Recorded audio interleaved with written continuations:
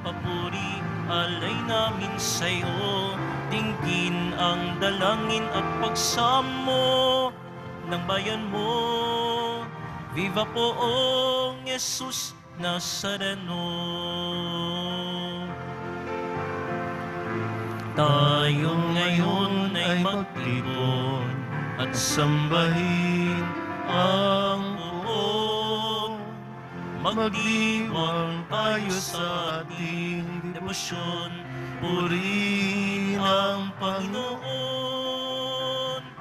Viva poong Jesus Nazareno, awit at papuri, alay namin sa'yo. Dinggin ang dalangin at pagsamo ng bayan mo. Viva poong Jesus Nazareno.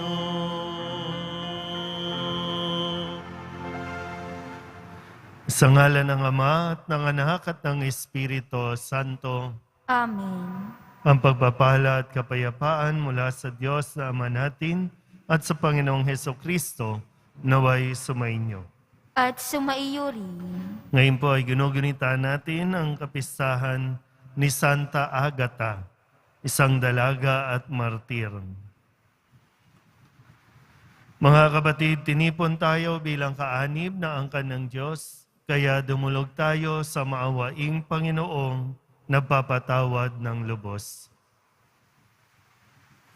Sinugong tagapagpagaling sa mga nagsisisi, Panginoon, kaawaan mo kami. Panginoon, kaawaan mo kami.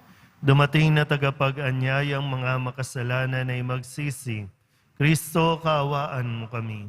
Kristo, kaawaan mo kami. Nakaluklok ka sa kanan ng Diyos Ama para ipamagitan kami. Panginoon, kaawaan mo kami. Panginoon, kaawaan mo kami. Kaawaan tayo ng makapangyarihang Diyos, patawarin tayo sa ating mga kasalanan at patnubayan tayo sa buhay na walang hanggan. Amen. Manalangin tayo. Ama naming makapangyarihan, ang dalaga at martir na si Santa Agata ay manikluhod nawa sa iyo para kami iyong patawarin dahil siya ay iyong kinalulugdan kailanman bilang matatag na martir at matapat hanggang kamatayan sa aming Panginoong Hesukristo kasama ng Espiritu Santo magpasawalang hanggan. Amen. Magsiupo na po ang lahat. Pagbasa mula sa unang aklat ng mga hari. Noong mga araw na iyon, pumunta si Solomon sa Gabaon upang maghandog, sapagkat iyon ang pangunahing sambahan sa burol. Nag-alay na siya roon ng daang-daang handog na susunugin noong una. Kinagabihan, samantalang siya'y naraon sa Gabaon, napakita sa kanya ang Panginoon sa panaginip. Ano ang ibig mong ibigay ko sa iyo? Sabihin mo, wika sa kanya. Sumagot si Solomon, kinahabagan ninyo at puspusang minahal ang aking amang si David, na naging tapat sa inyo, matuwid at malinis ang puso, at ipinagpatuloy ninyo ang inyong pagkalinga sa Kanya, nang marapatin ninyong paluklukin sa Kanyang trono, ang isa niyang anak. Panginoon, aking Diyos, ginawa mo akong hari bilang kahalili ng aking amang si David. Bagaman ako'y bata pa't walang karanasan, pinapamuno mo ako sa iyong bayan, sa bayang ito na hindi na mabilang sa dami. Bigyan mo ako ng isang pusong maunawain at marunong kumilala ng masama at magaling. Sapagkat sino ang maaaring maghari sa bayan mong ito na napakalaki? Ikinalugod ng Panginoon ang hiling ni Solomon, kaya't sinabi sa kanya, Yamang hindi ka humiling para sa iyong sarili ng mahabang buhay o kayamanan o kamatayan ng iyong mga kaaway, kundi ang hiniling mo'y pangkaunawa at katalinuhang humatol. Ipinagkakaloob ko sa iyo ang hiniling mo. Binibigyan kita ng karunungan na walang kapantay, maging sa mga nauna, maging sa mga susunod pa sa iyo. At bibigyan pa kita ng mga bagay na hindi mo hiningi, kayamanan at karangalan na di mapapantayan ng sino mang hari sa tanang buhay mo. Ang salita ng Diyos. Salamat sa Diyos. Ang lahat ng iyong tuntunin ay ituro mo sa akin. Ang lahat ng iyong tuntunin ay ituro mo sa akin. Paano ba iingatang maging wagas yaong buhay? Yaong buhay na binata sa kanyang kabataan. Ang tugon ay, sumunod siya sa banal mong kautusan. Ang lahat ng iyong tuntunin ay ituro mo sa akin. Buong puso ang hangad ko na ikaw ay paglingkuran. Sa pagsunod sa utos mo, huwag mo akong pabayaan. Ang lahat ng iyong tuntunin ay ituro mo sa akin. Ang banal mong kautusay, sa puso ko iingatan, upang hindi magkasala laban sa iyo kailanman. Ang lahat ng iyong tuntunin ay ituro mo sa akin. Pupurihin kita, Poon. Ikaw ay aking pupurihin. Ang lahat ng tuntunin mo ay ituro mo sa akin. Ang lahat ng iyong tuntunin ay ituro mo sa akin. Ang lahat mong mga utos na sa akin ibinigay, palagi kong uusalin, malakas kong isisigaw. Ang lahat ng iyong tuntunin ay ituro mo sa akin. Nagagalak na susundin, yaong iyong kautusan, higit pa sa pagkagalak na dulot ng kayamanan. Ang lahat ng iyong tuntunin ay ituro mo sa akin. Magsitayo po ang lahat.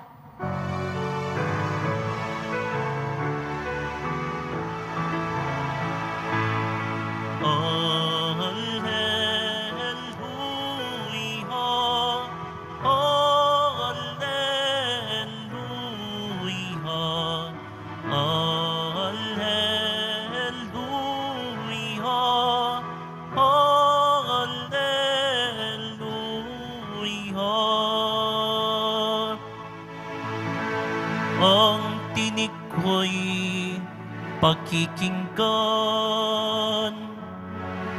ng kabilang saking kawan. Ako'y kanilang susundan. Alleluia, alleluia, alleluia, alleluia.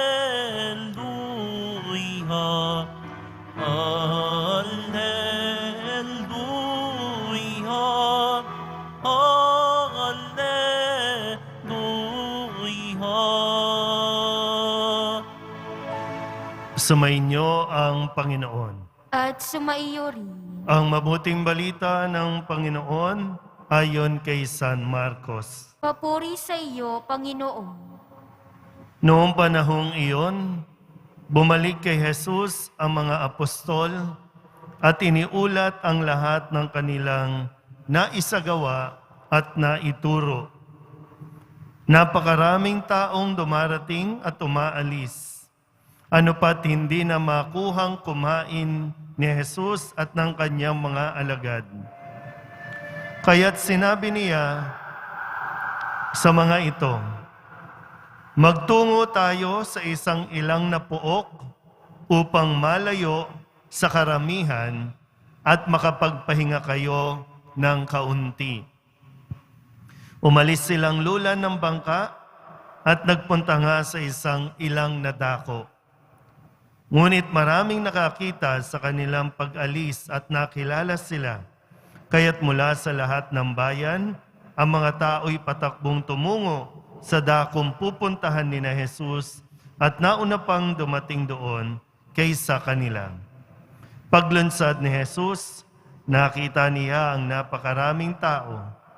Nahabag siya sa kanila sapagkat para silang mga tupang walang pastol at sila'y tinuruan niya ng maraming bagay. Ang mabuting balita ng Panginoon. Pinupuri ka namin, Panginoong Hesukristo. Magsiupo na po ang lahat. Isang magandang araw po sa inyong lahat. Ngayon po ang huling araw para sa ika-4 na linggo ng karaniwang panahon. Hayaan niyo po ulit na balikan natin at nawa may tumimo sa ating mga puso't isipan na mga salita ng Poong Jesus Nazareno na kadalasan naman at talagang ang kanyang salita ang nagiging tugon o sagot sa mga tanong po ng mga lumalapit sa kanya. Hindi ko alam kung ano ang sitwasyon po ninyo, ano ang kalagayan ninyo o pinagdadaanan ninyo sa puntong ito, pero nawa ay buksan mo po ang iyong puso, ang iyong isipan at papasukin mo ang mensahe ng Poong Jesus Nazareno sa iyong buhay. Nung Lunes, ang sabi ni Jesus doon sa isang lalaki na inaalihan ng napakaraming masasamang espiritu. Matapos siyang pagalingin, ninais nung lalaki na sumunod na lang kay Jesus. Pero ang sabi ni Jesus, umuwi ka at sabihin mo sa iyong mga kasambahay ang lahat ng ginawa sa iyo ng Panginoon at kung paanong nahabag siya sa iyo. Maganda po yan, no? Baka lang po yung iba sa inyo, pinauuwi. Baka yung iba po sa inyo, doon yung mas tamang lugar para sa iyo. Walang mangyayari kung tatakas ka ng tatakas, lalayo ka ng lalayo. Baka nandoon din yung katapusan at kasagutan sa iyo pong pinagdaraanan. Noong Martes, ang sabi naman ni Jesus, matapos niyang pagalingin yung isang babae na 12 taon nang dinudugo at lahat ginawa niya na, lahat ng manggagamot, halos maubos na ang kanyang ari-arian pero di pa rin siya gumagaling.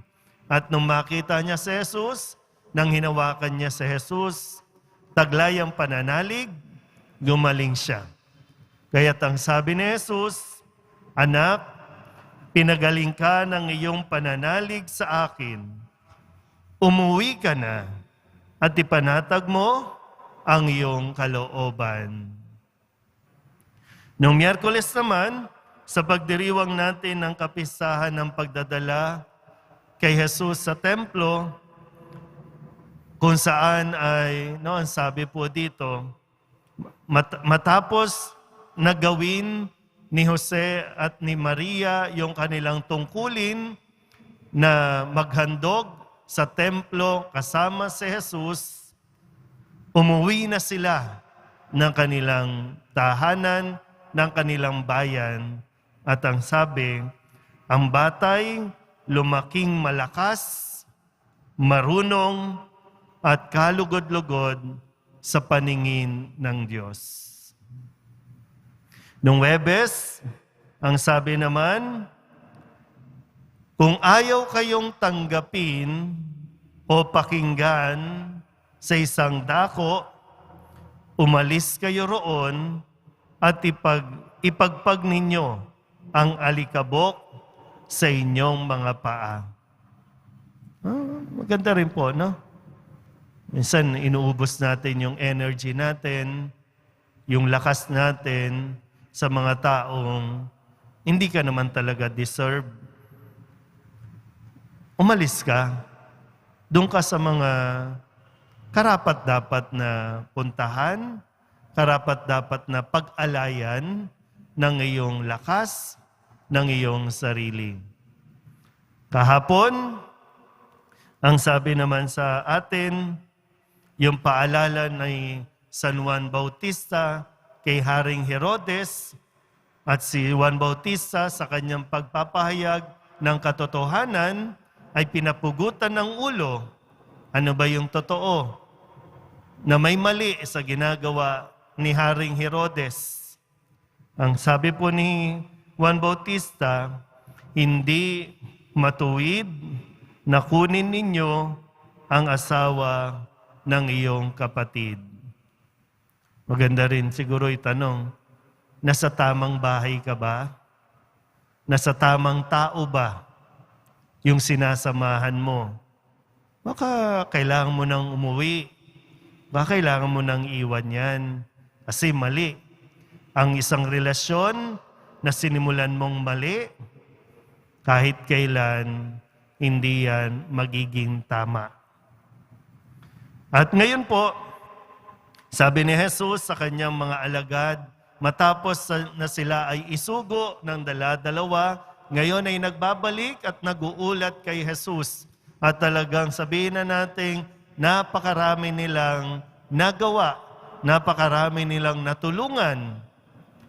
Nakita ni Jesus na pagod ang kanyang mga alagad. Kaya ang sabing ni Jesus, magtungo tayo sa isang ilang na puok upang malayo sa karamihan at makapagpahinga kayo ng kaunti.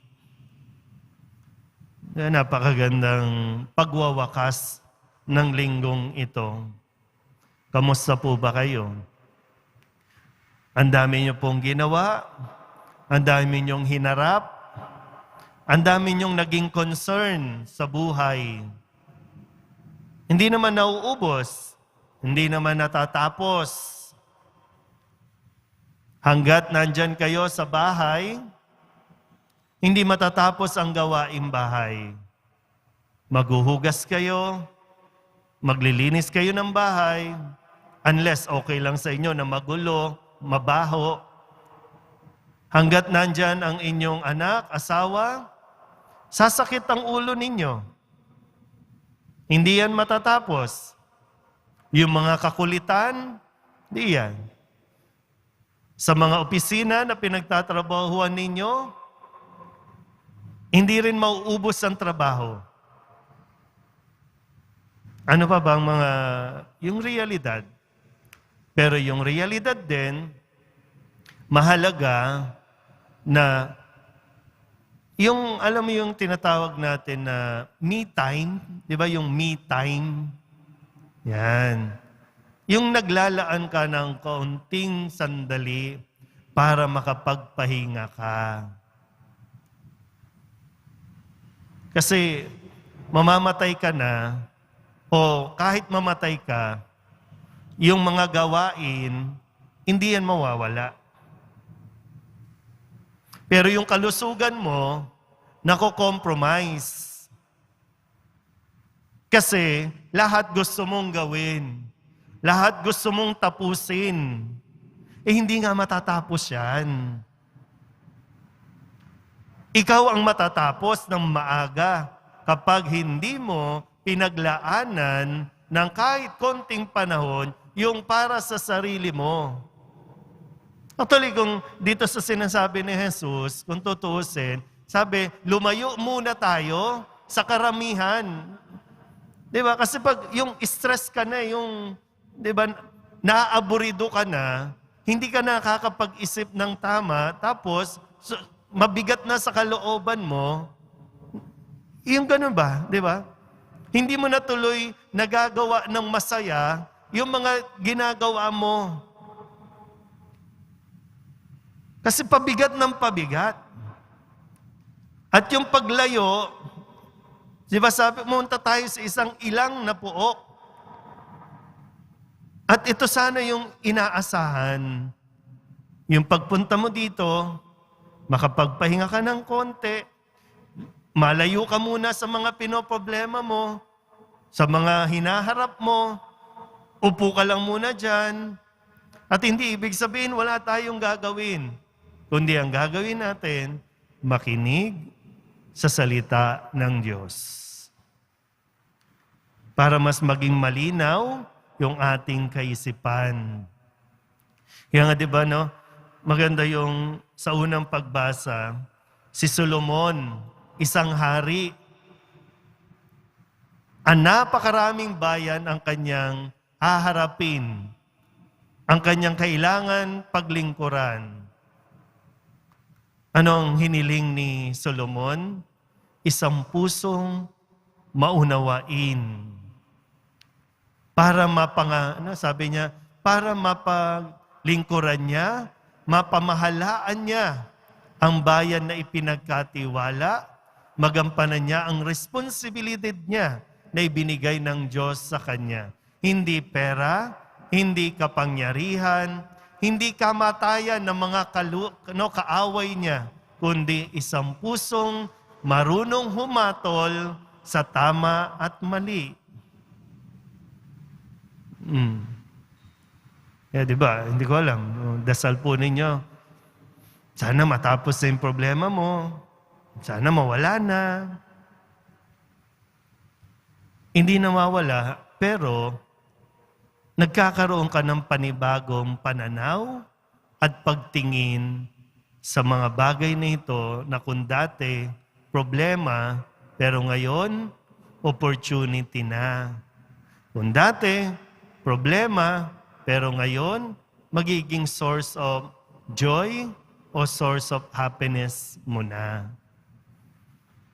Kaya wag natin isantabi yung kahalagahan na tayo po ay makapagpahinga ng konti, lumayo muna ng konti sa mga concerns natin, at kapag na-recharge tayo ng salita ng Diyos, handa na tayo ulit sumabak, harapin ang ating mga responsibilidad ng magaan sa dibdib at may ngiti sa ating mga labi. Amen? Magsitayo po ang lahat.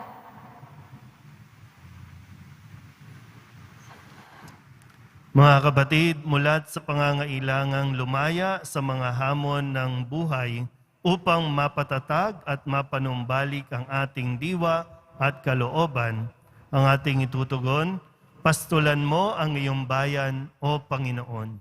Pastulan mo ang iyong bayan, O Panginoon. Ang mga namumuno sa simbahan, naway panatilihin nilang buhay ang kanilang pagtatalaga sa pagpapahayag ng Ebanghelyo. Manalangin tayo. Pastulan mo ang iyong bayan, O Panginoon. Ang mga nabibigatan sa mga pasanin sa buhay, naway lumikas at mamahinga upang makatagpo ng kapayapaan sa piling ni Kristo. Manalangin tayo. Pastulan mo ang iyong bayan, O Panginoon. Ang mga tumalikod sa kanilang pananampalataya, naway muling maakay pabalik sa pamilya ng Diyos. Manalangin tayo. Pastulan mo ang iyong bayan, O Panginoon. Ang mga may sakit, naway makakita ng kagalingan sa kanilang karamdaman sa pamamagitan ni Maria. Manalangin tayo. Pastulan mo ang iyong bayan, O Panginoon. Idulog din natin sa Panginoon ang ating mga personal na kahilingan at mga panalangin para sa ating mga pamilya. Ganon din ang lahat ng mga misang pasasalamat, special na intensyon at mga kaluluwa na hinihiling na ipagdasal sa misang ito.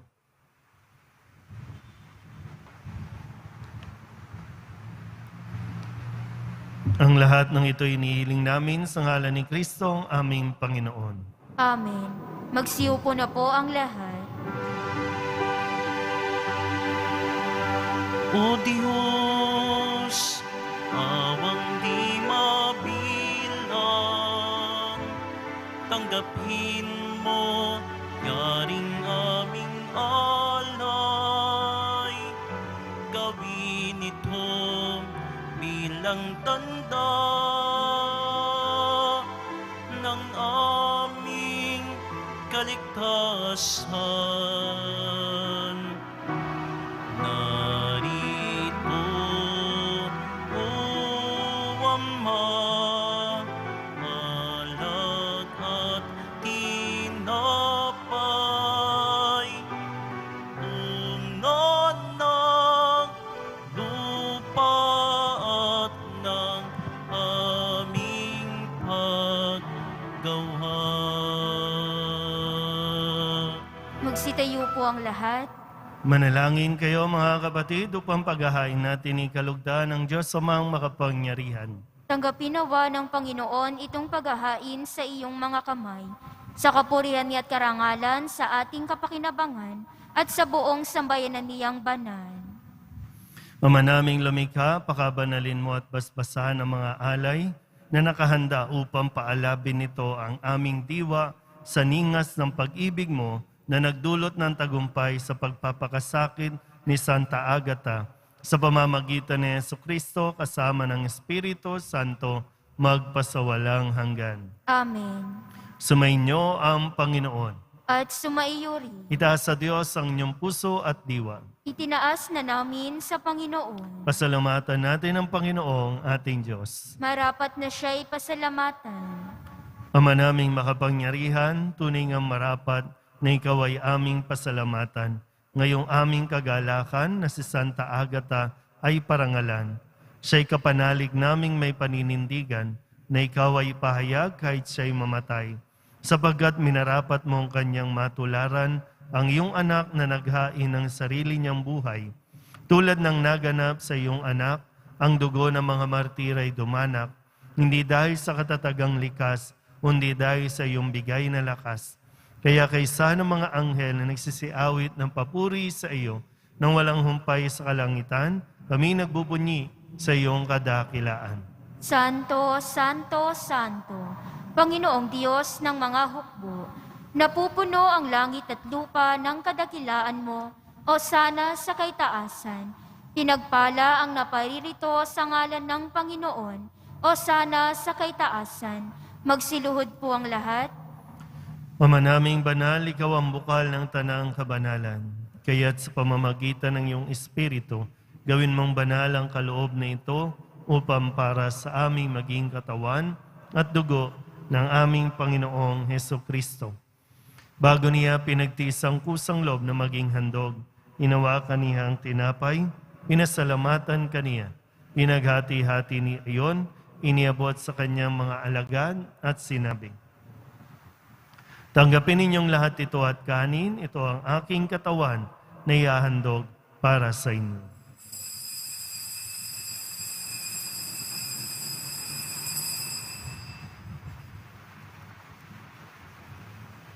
Gayun din naman nang matapos ang hapunan, hinawakan niya ang kalis, muli kaniyang pinasalamatan.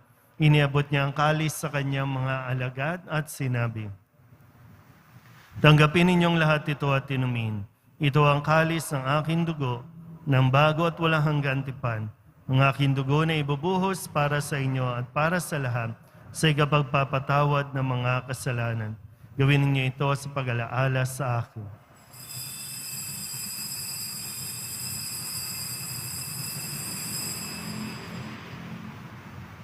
Magsitayo po ang lahat.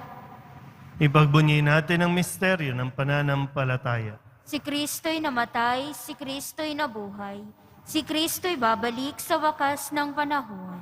Ama, ginagawa namin ngayon ang pag-alaala sa pagkamatay at muling pagkabuhay ng iyong anak, kaya tiniaalay namin sa iyo ang tinapay na nagbibigay buhay at ang kalis na nagkakaloob ng kaligtasan.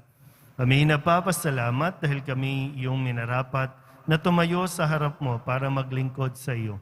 Isinasamo namin kami magsasalo-salo sa katawan at dugo ni Kristo ay mabuklod sa pagkakaisa sa pamamagitan ng Espiritu Santo. Ama, lingapin mo ang iyong simbahang laganap sa buong daigdig. Puspusin mo kami sa pag-ibig, kay San Francisco na aming Papa, at ni Jose na aming Obispo, at ng Tanang Kaparian. Alalahanin mo rin ang mga kapatid naming nahimlay na may pag-asang sila'y muling mabubuhay, gayon din ang lahat ng mga pumanaw. Kawaan mo sila at patuloyin sa iyong kaliwanagan.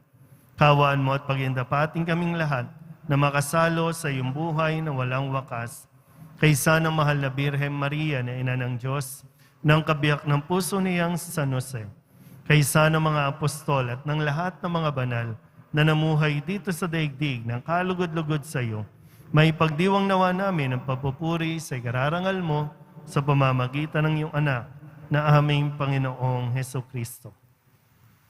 Sa pamamagitan ni Kristo, kasama niya sa Kanya, ang lahat ng parangal at papuri ay sa iyo, Diyos amang makapangyarihan, kasama ng Espiritu Santo, magpasawalang hanggan. Amen, amen, amen, amen.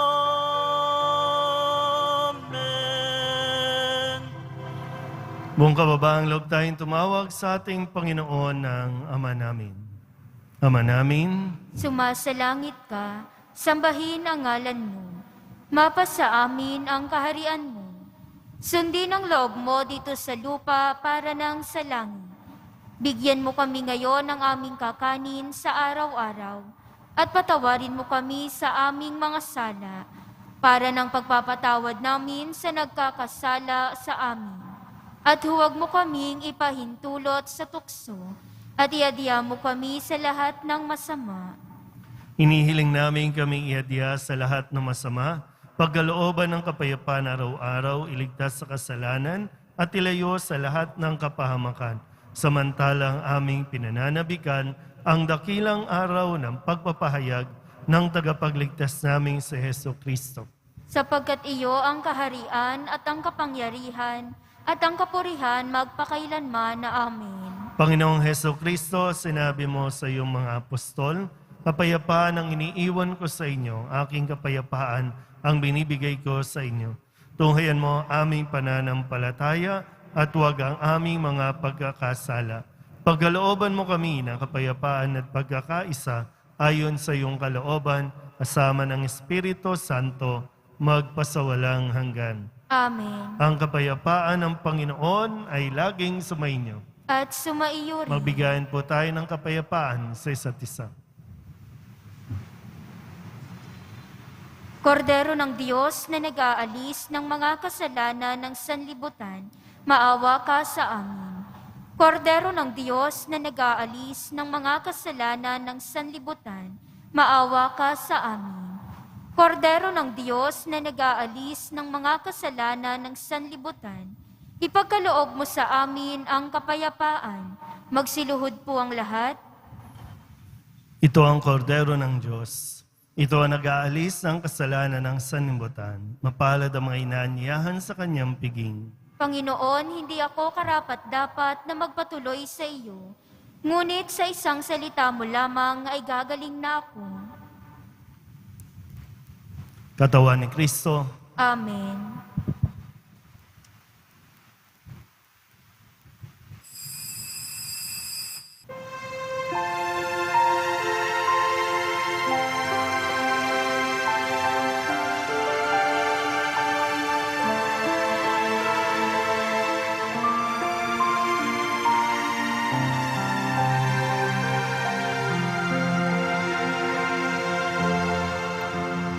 Ang Panginoon ang aking pastol, hindi ako magkukulang. Ako ay kanyang pinagpapahinga sa mainam niyang pastulhan.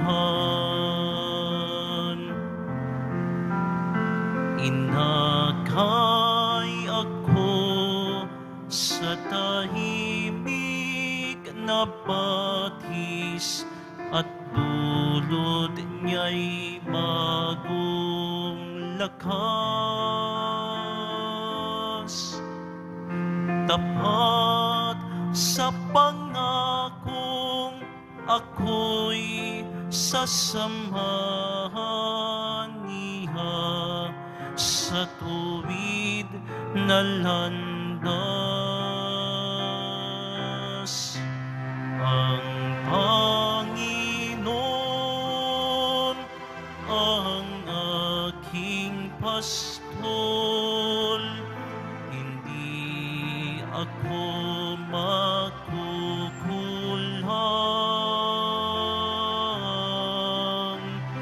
Ako ay kaniyang pinagpapahinga sa mainam niyang pastulhan.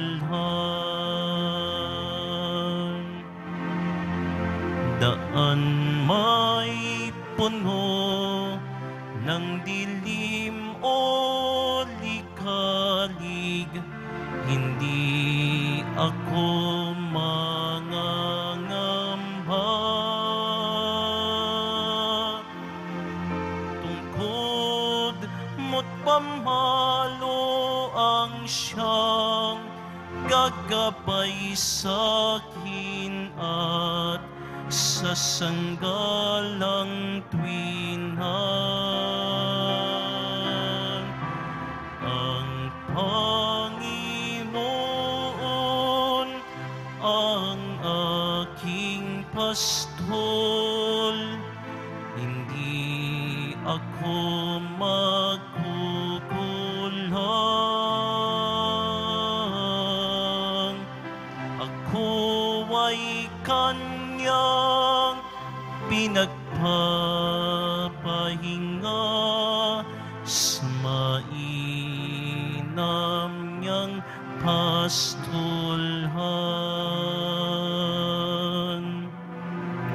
Sa mainam niyang pastulhan.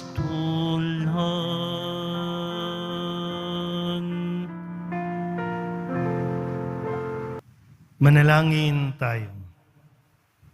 Ama naming mapagmahal, ang tinanggap naming banal na pakikinabang ay makapagdulot nawa sa aming katatagan na nagkaloob ng katapatan sa paglilingkod at tagumpay sa pagtitiis ng pagsubok sa iyong martir na si Santa Agata sa pamamagitan ni Jesucristo kasama ng Espiritu Santo magpasawalang hanggan. Amen. Sumainyo ang Panginoon. At sumaiyo rin.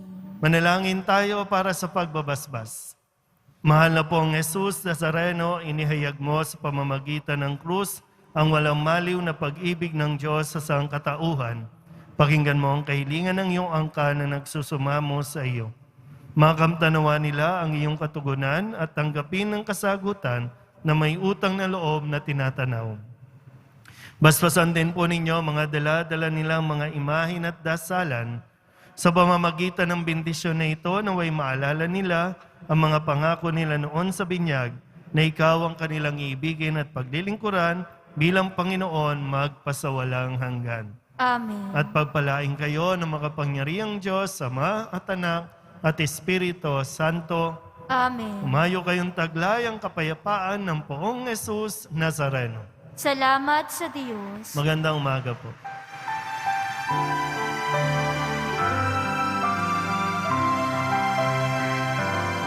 Nuestro Padre Jesus Nazareno, sinasamba ka namin, pinipinto ka namin, aral mo ang aming buhay at kaligtasan. Nuestro Padre Jesus Nazareno, iligtas mo kami sa kasalanan. Ang krus mong kinamatayan ay sa gisag ng aming kaligtasan.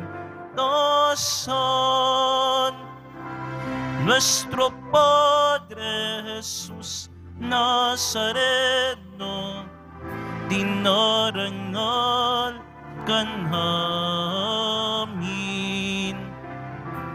Nuestro Padre Jesus Nazareno, nilulwalhati ka namin. Nuestro Padre Jesus Nazareno, dinarangal ka namin. Nuestro Padre Jesus Nazareno, nilulwalhati ka namin.